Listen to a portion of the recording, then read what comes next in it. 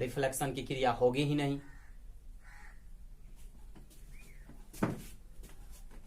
आगे समतल दर्पण के गुण और विशेषता।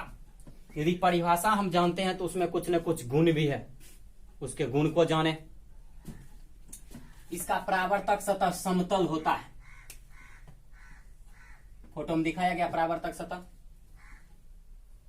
इसमें किसी वस्तु का प्रतिबिंब काल्पनिक सीधा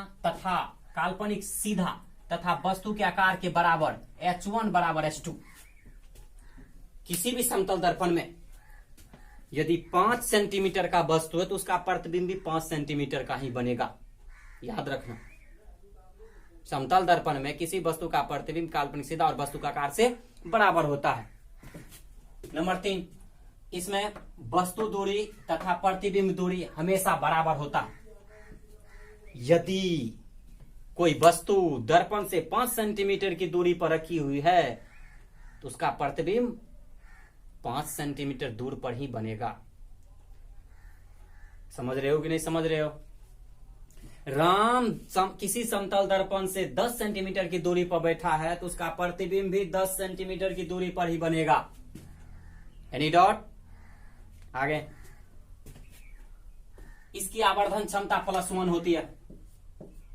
जबरदस्त बात, इसकी आवर्धन क्षमता +1 होती है। आवर्धन क्षमता के बारे में हम आगे पढ़ेंगे, यहां जाने।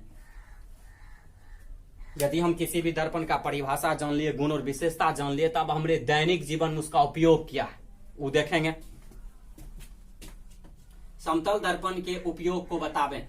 घरों में चेहरा देखने में किसी से कोई बात छुपा नहीं है, सभी बच्चे देखते होंगे अपना चेहरा, वो समतल दर्पण ही होता है। स्नान घर, बाथरूम में, प्रियदर्शनी कक्ष में, दुकानों में, खासकर ज्वेलर्स, श्रृंगार, कपड़ा में चोरों से बचने के लिए।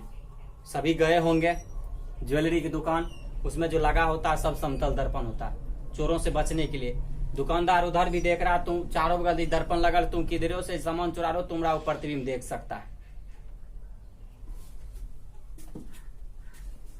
पेरिस्कोप तथा कैलिडोस्कोप में व्यस्त सड़कों के मोड़ पर दुर्घटना से बचने के लिए।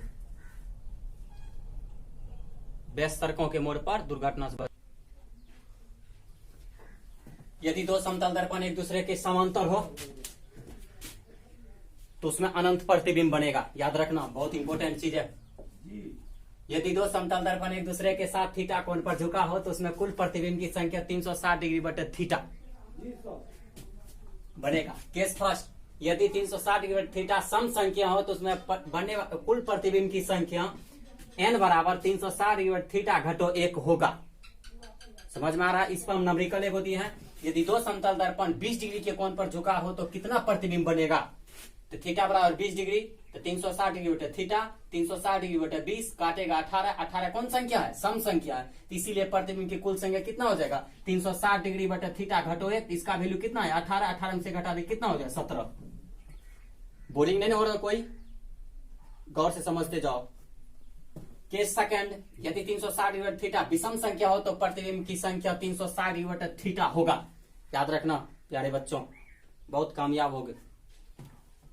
इसमें नंबरिकल दिया गया है। यदि दो समतल दर्पण 72 डिग्री के कोण पर झुका हो तो कितना प्रतिबिंब बनेगा? तो थीटा बराबर 72 डिग्री, तो 360 डिग्री बटे थीटा, तो थीटा जो 72, 360 में 72 से भागा देगा कितना? 5। 5 कौन संख्या हुआ? विषम, इसीलिए कुल प्रतिबिंब की संख्या कितना हो जाएगा? 5।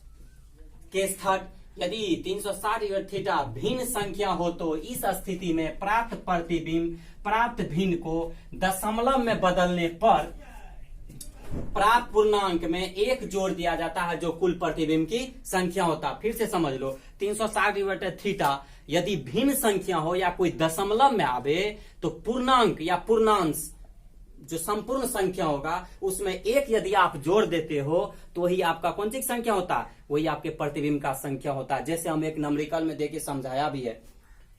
यदि दो समतल दर्पण एक दूसरे से 50 डिग्री के कोण पर झुका हो तो कुल प्रतिबिंब की संख्या होगी। तो थीटा बराबर कितना? 50 डिग्री। तो सूत्र क्या होता है? 360 डिग्री बटे थीटा। थीटा का मान 50, 0 से 0 कट गया, बचा 36/5, काटेगा 7 × 5 = 35, 2 तो 7.2। यहां दिमाग से देखो, पूर्ण संख्या क्या हुआ 7, 7.2 में पूर्णांक संख्या, पूर्ण संख्या 7 होगा, तो कुल प्रतिबिंब की संख्या, तो पूर्ण संख्या में 1 जोड़ देंगे तो पूर्ण प्रतिबिंब की संख्या 7 जोड़े कितना हो जाएगा 8, तो कुल कितना प्रतिबिंब बनेगा 8। हम इस वर्ष यही कामना करेंगे, हम हर एक स्टूडेंट ये तीनों न्यूमेरिकल समझे होंगे, जो कि आगे के वीडियो में ये होमवर्क करके देंगे, देखेंगे जी कितने बच्चे उसका उधर से सटीक और सही आंसर देते हैं। आगे इतना ही बात, फिर आज हर एक दिन के भांति आज भी एक होमवर्क सभी बच्चे को दिया जाता है। जो बच्चा सबसे पहले आंसर कमेंट करेगा अगली क्लास में फिर उसका नाम होगा। क्वेश्चन दिया गया है, किसने कहा था प्रकाश एक विद्युत चुंबकीय तरंग है? Newton, Huygens, hertz, Maxwell. कामना करेंगे हर एक स्टूडेंट कमेंट बॉक्स में इसका आंसर हमको भेजेंगे, जिसको कमेंट बॉक्स में भेजने व्हाट्सएप करेंगे। Best of luck.